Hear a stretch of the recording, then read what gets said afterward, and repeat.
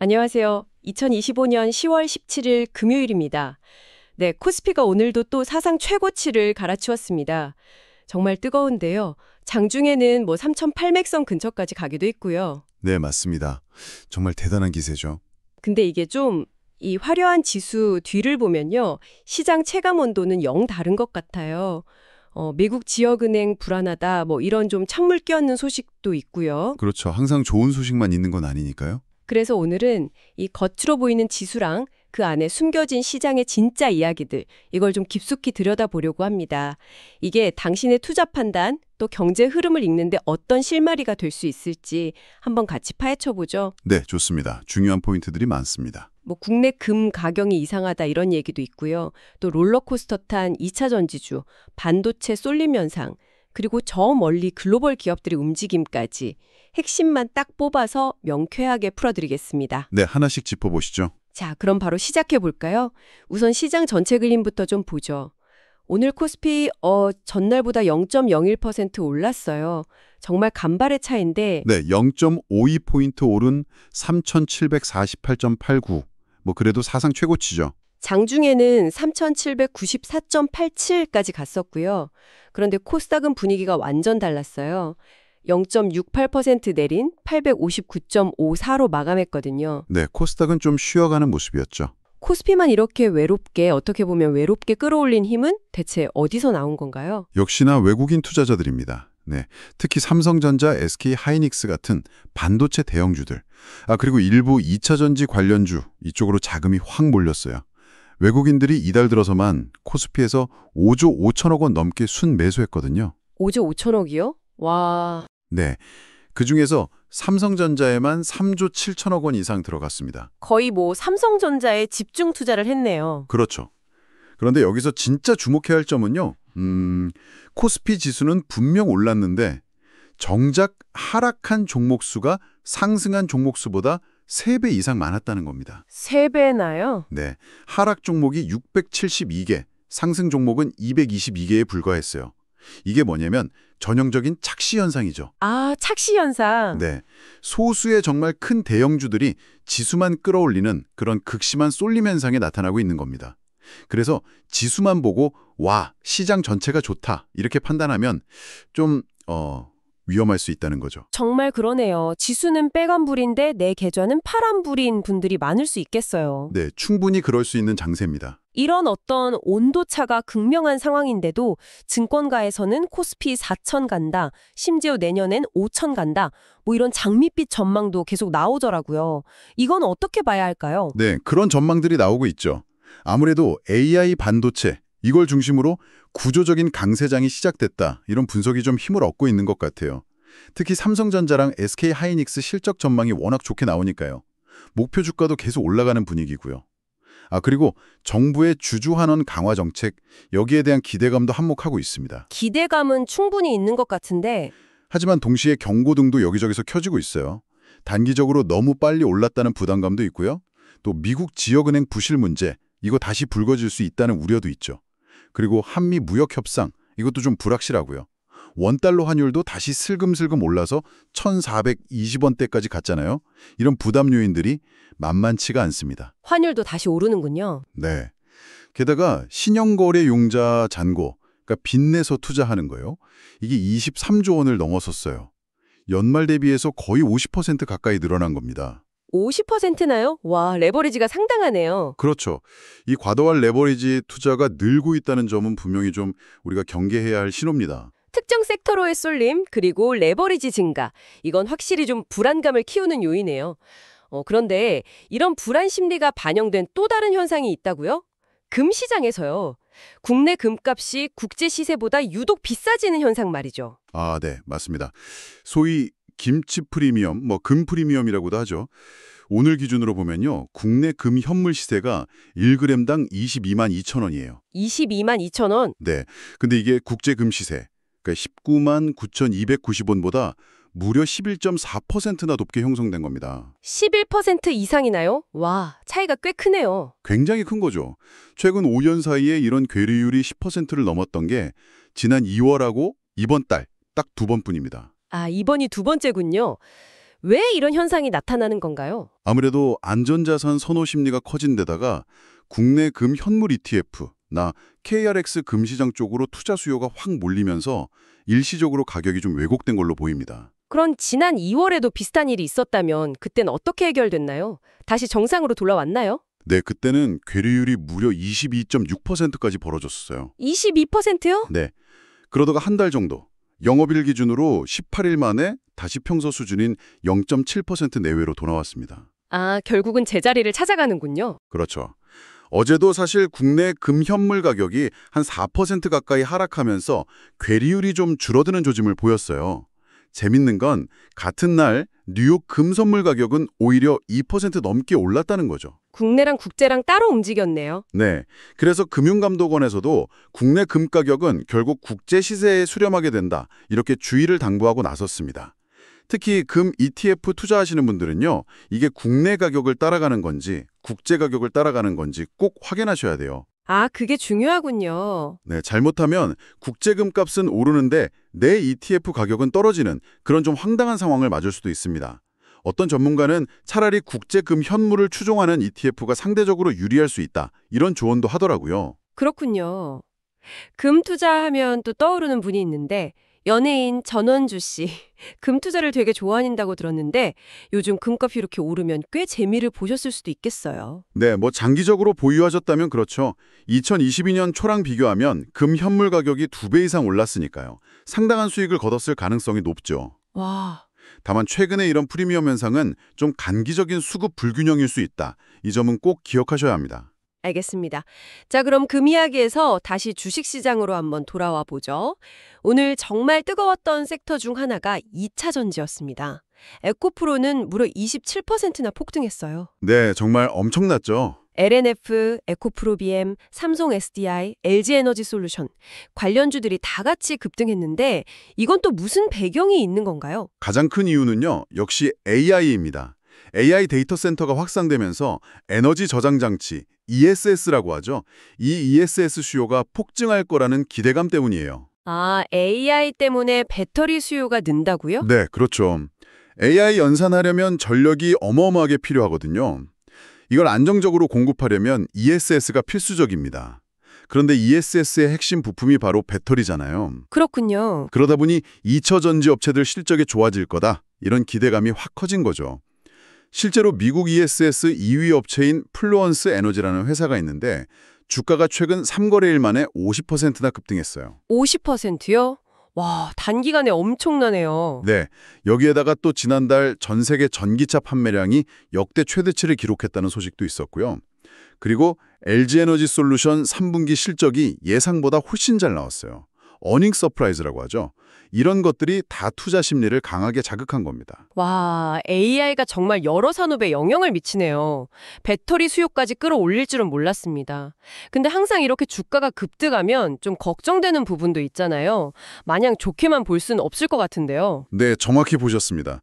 증권가에서는 오히려 좀 신중해야 한다는 목소리가 더 커요. 아, 그래요? 우선 LG에너지솔루션 실적이 잘 나온 건 맞는데 이게 한 2천억 원 정도로 추정되는 일회성 보상금 용량이 컸다는 분석이 나옵니다. 네, 뭐 자동차 회사들이 원래 가져가기로 약속했던 물량을 안 가져가서 받은 보상금, 뭐 이런 성격이라는 거죠.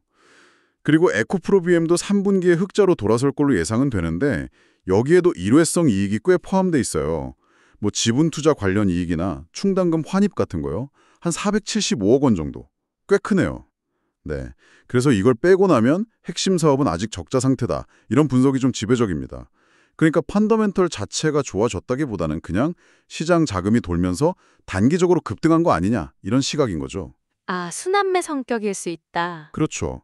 그리고 더 근본적인 우려는 역시 전기차 수요가 좀 둔화될 수 있다는 가능성입니다.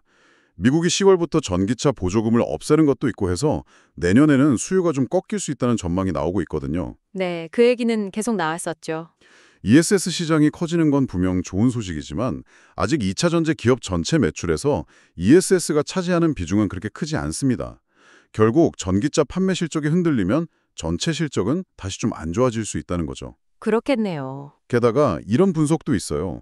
한화투자증권의 이용욱 연구원이라는 분이 지적했는데 미국 ESS 시장이 국내 업체들이 주로 만드는 NCM, 그러니까 니켈, 코발트, 망간 계열 배터리보다는 상대적으로 좀 저렴하고 안정성이 높은 LFP, 리튬 인산철 기반으로 성장할 가능성이 있다는 겁니다. 아, 배터리 종류도 중요하군요. 네. 만약 그렇게 되면 국내 양극재 업체들이 받는 수혜 강도가 생각보다 약할 수 있다는 거죠. 그래서 NH투자증권의 주민우 연구원 같은 분은 아예 전기차 수요도나 영향이 실적에 충분히 반영될 내년 초까지는 좀 기다렸다가 매수하는 게 어떻겠냐, 이런 전략을 추천하기도 했습니다. 결국 펀더멘털 개선보다는 단기적인 기대감이나 수급 영향이 클 수 있다. 이렇게 정리할 수 있겠네요. 그럼 이번에는 시장을 정말 앞에서 끌고 있는 반도체 쪽으로 넘어가 보죠. 삼성전자, SK하이닉스 정말 거침이 없습니다. 오늘도 장중에 신고가를 또 썼죠. 네, 맞습니다. 삼성전자는 장중에 99,100원까지 갔어요. 이제 정말 10만 전자가 눈앞이죠. 코앞이네요, 정말.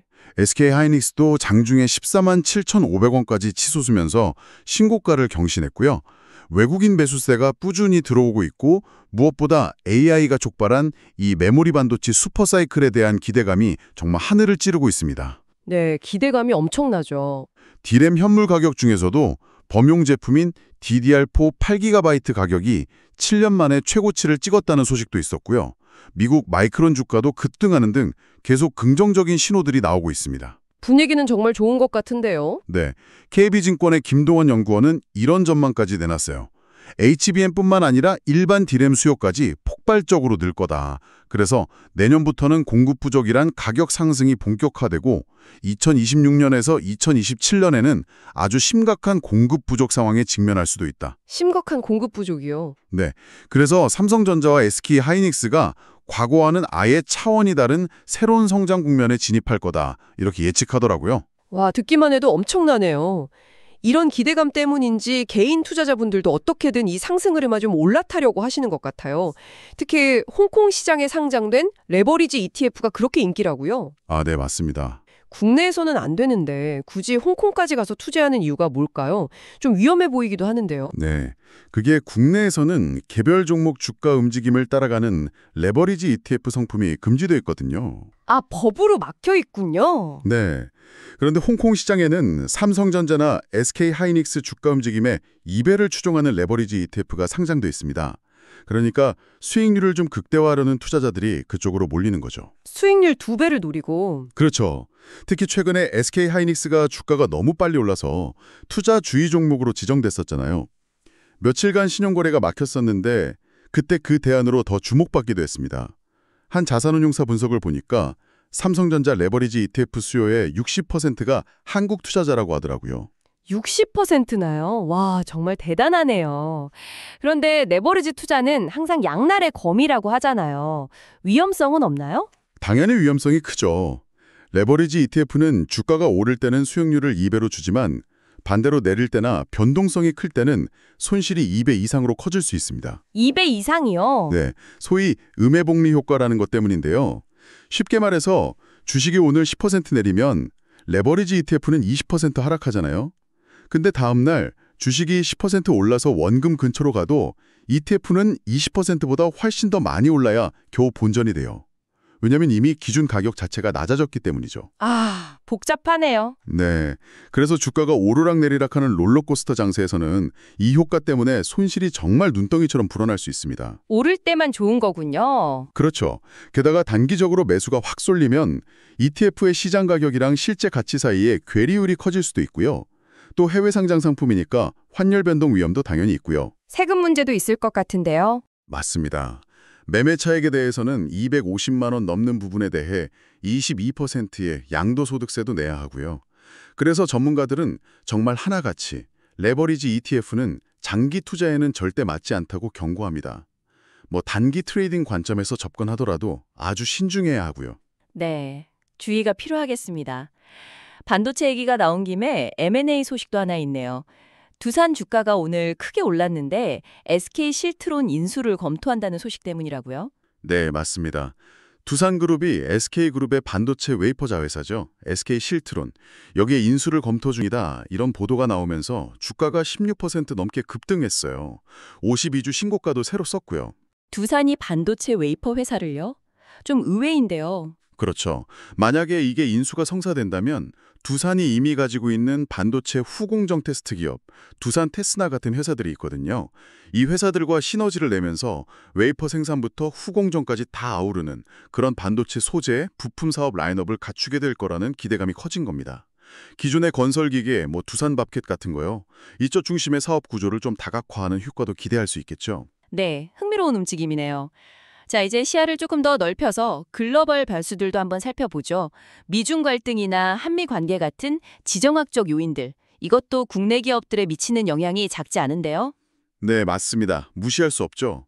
예를 들어서 미중 간의 휘토르 갈등이 심해지면서 미국 정부가 자국 내 공급망을 강화하려고 하잖아요. 네, 그렇죠. 그러자 관련 미국 기업들 주가가 엄청나게 올랐습니다. MP 머티리얼스 같은 회사는 연초 대비해서 주가가 5배나 폭등하기도 했어요. 5배요. 와, 다만 이런 기업들 대부분이 아직은 적자 상태이고 배당도 없어요. 그러니까 순전히 정부 지원 기대감이나 정책 변화에 따라서 주가가 막 움직이는 그런 고위험 고수익 종목이라는 점은 좀 알아야 합니다. 주가 배출 비율 PSR 기준으로 보면 엔비디아보다도 훨씬 고평가 상태다. 이런 분석도 있고요. 옥석 가리기가 필요하겠네요. 네, 그렇죠. 또 하나오션 같은 경우는요. 원래 미국하고 조선업 협력한다, MSJP 프로젝트 이런 기대감으로 주가가 좀 올랐었거든요. 네, 그런 얘기 있었죠. 그런데 최근에 중국 정부가 한화오션의 미국자회사 5곳을 제재 명단에 딱 올리면서 주가가 다시 좀 하락세를 보이고 있습니다. 아, 중국이 제재를 그 영향은 어느 정도일까요? 의견이 좀 분분해요. 중국 관련 사업 비중이 낮으니까 영향이 별로 없을 거다 이런 시각도 있고요. 반면에 중국산 부품 조달에 차질이 생겨서 최대 850억 원 이상의 손실이 날 수도 있고 배 납기도 늦어질 수 있다. 이런 우려도 같이 나오고 있습니다. 좀 더 길게 보면 미중 간의 해상 패권 경쟁 구도 속에서 오히려 한국 조선업이 반사이익을 얻을 수도 있다. 이런 긍정적인 전망도 있고요. 정말 복잡하게 얽혀있네요. 금융권에서도 주목할 만한 소식들이 좀 있었습니다. 캄보디아의 한 대형은행에서 뱅크런, 그러니까 대규모 예금 인출 사태가 발생했다고요. 네, 맞습니다. 캄보디아 주요 은행 중 하나인 프린스 은행인데요. 이 은행의 모기업인 프린스홀딩 그룹이 미국하고 영국 정부로부터 초국가적 범죄 조직으로 지정이 됐어요. 총수도 기소되고요. 범죄 조직으로요? 네.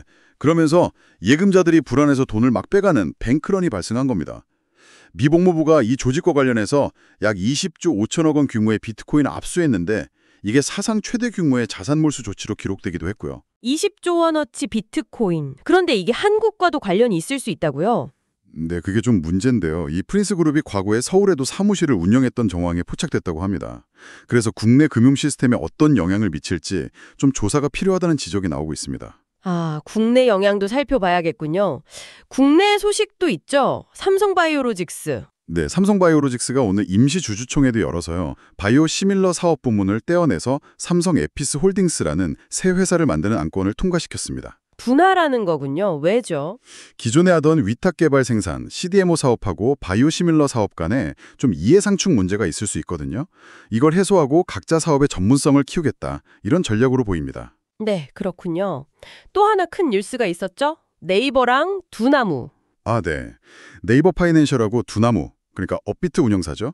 이 두 회사가 주식 교환 방식으로 합병을 논의 중이라는 소식이 나왔습니다. 네이버 페이랑 업비트가 합친다고요? 와, 이건 정말 큰데요? 그렇죠. 만약 이게 성사되면 네이버 페이라는 강력한 결제 플랫폼이랑 업비트라는 국내 최대 가상자산 거래소가 한 식구가 되는 거잖아요. 그러면 결제, 투자, 블록체인까지 다 아우르는 정말 거대한 한국형 디지털 금융 플랫폼이 탄생할 수도 있다는 기대감이 아주 큽니다. 상상만 해도 대단하네요. 네. 하지만 아직 넘어야 할 산도 많아 보여요. 금융과 가상자산은 분리해야 한다는 규제도 있고요. 여러 규제 장벽을 어떻게 넘을지가 관건이겠죠? 정말 숨가쁘게 돌아가네요. 이렇게 시장이 복잡하고 변수도 많으니까 투자자분들 고민도 깊어질 수밖에 없을 것 같습니다. 요즘 같은 시장에서 전문가들은 어떤 조언들을 좀 하고 있나요? 네. 최근에 열린 한 투자 설명회에서 나온 조언들을 좀 보면요. LS증권의 염승환 이사님 같은 경우는 반도체 슈퍼사이클이 생각보다 더 길어질 수 있다 이렇게 보시더라고요. 그래서 적어도 내년 상반기까지는 좀 보유하는 전략을 권했습니다. 보유 전략이요? 네. AI 투자 사이클이 2027년 초까지 이뤄질 가능성이 크고 또 정부 정책 방향도 부동산보다는 주식시장 활성화에 좀 더 무게를 두고 있다. 이런 점들을 근거로 들었죠. 그러면서 반도체, 전력, 배터리 로봇같이 미국 제조업 부흥 정책의 수혜를 받는 종목들, 그리고 그동안 좀 소외됐던 엔터나 바이오, 화장품 같은 섹터에서도 기회를 찾아볼 만하다, 이렇게 조언했습니다. 소외주에도 관심을 가져볼 만하다. 네. 또 다른 전문가분은 박고미 TV 채널 운영하시는 박동호 대표님이신데요. 이분은 이제는 목돈을 막 모아서 한 번에 투자하는 시대는 좀 지났다, 이렇게 보시더라고요. 아, 그래요? 네. 사회 초년생 때부터라도 소액을 꾸준히 장기적으로 투자하면서 복리 효과를 누리는 게 중요하다, 이렇게 강조하셨어요. 특히 ISA, 연금저축, IRP, CMA 이 4개의 통장을 잘 활용해서 절세 혜택을 꼭 챙기라고 하시더라고요. 4개의 통장. 네. 그러면서 뭐 주식하고 채권을 60대 40으로 나누거나 아니면 주식, 채권, 금, 현금을 25%씩 똑같이 담는 영구 포트폴리오 같은 자산 배분 전략을 ETF를 통해서 실천하는 방법을 구체적으로 제시하기도 했고요. 노후 준비의 핵심은 결국 원금을 까먹지 않으면서 투자 수익만으로 생활할 수 있는 그런 마르지 않는 현금 흐름을 만드는 거다, 이렇게 보셨습니다. 장기 투자와 자산 배분의 중요성을 강조하셨네요. 그렇죠. 한편 기술주 투자로 유명한 아크 인베스트 있죠. 캐시 우드가 이끄는. 예, 아크 인베스트. 건 긍정적이다. 그런데 과거 비트코인 반감기 사이클하고 비교해 보면 지금이 어쩌면 강세장의 후반부일 수 있다. 그러니까 좀 신중해야 한다. 이런 진단입니다. 비트코인도 마냥 오르기만 하는 건 아닐 수 있다. 네, 펀더멘탈은 견고해 보이지만 사이클상으로는 좀 주의가 필요한 시점일 수 있다. 이런 이야기죠. 네, 오늘 정말 다양한 각도에서 시장을 깊이 있게 살펴봤습니다. 코스피 사상 최고치 경신이라는 그 화려한 헤드라인 뒤에는 이렇게나 복잡한 현실이 숨어 있었네요. 네, 그렇죠. 정말 다이내믹합니다. 특정 섹터는 막 불타오르는데 다른 쪽은 차갑게 식어 있고 지정학적 긴장감도 여전하고 기업들은 또 살아남기 위해 끊임없이 변화하고 정말 한치 앞을 내다보기가 어려운 시장인 것 같습니다. 맞습니다. 예측이 참 어려운 시기죠. 이런 상황일수록 그냥 표면적인 뉴스만 보고 판단하기보다는 그 이면에 있는 맥락, 그 속사정을 읽는 게 중요하지 않을까 싶습니다. 오늘 저희가 함께 파헤쳐본 금 가격의 이상현상이라든지 2차 전지주의 급등락 배경, 반도체 쏠림의 빛과 그림자 같은 이야기들, 이런 것들이 당신이 시장을 좀 더 입체적으로 이해하고 또 현명한 판단을 내리시는데 조금이나마 도움이 되었기를 바랍니다. 네, 오늘 나눈 이야기들을 한번 종합해보면요. 시장은 지금 AI와 반도체라는 아주 강력한 엔진에 대한 기대감, 이거하고 동시에 또 고평가 논란이나 경기 둔화 우려라는 브레이크 사이에서 아주 팽팽하게 줄다리기를 하고 있는 모습입니다. 기대와 우려의 줄다리기군요. 네, 여기에 더해서 네이버 두나무 합병설이라든지 삼성바이오 분할처럼 산업의 판도 자체를 바꿀 수 있는 그런 구조적인 변화의 움직임도 감지되고 있고요. 또 국제 금시세하고 괴리율이 막 벌어진다거나 예상치 못한 해외발 금융 리스크 같은 돌발 변수들도 언제든 툭 튀어나올 수 있는 그런 상황이고요. 정말 변수가 많네요. 자, 이런 복잡하고 또 역동적인 환경 속에서 당신은 어떤 길을 선택하시겠습니까? 현재 시장을 주도하고 있는 이 흐름에 그냥 편승할 것인가? 아니면 혹시 모를 잠재적 위험에 대비해서 좀 보수적으로 접근할 것인가? 혹은 단기적인 등락보다는 AI 혁명이나 에너지 전환, 산업 재편 같은 이런 거대한 흐름 속에서 좀 더 장기적인 기회를 모색할 것인가? 오늘 저희가 제시해드린 다양한 정보와 관점들이 당신만의 투자 원칙과 또 시장을 보는 눈을 다시 한번 점검해 보시는 그런 계기가 되었으면 합니다.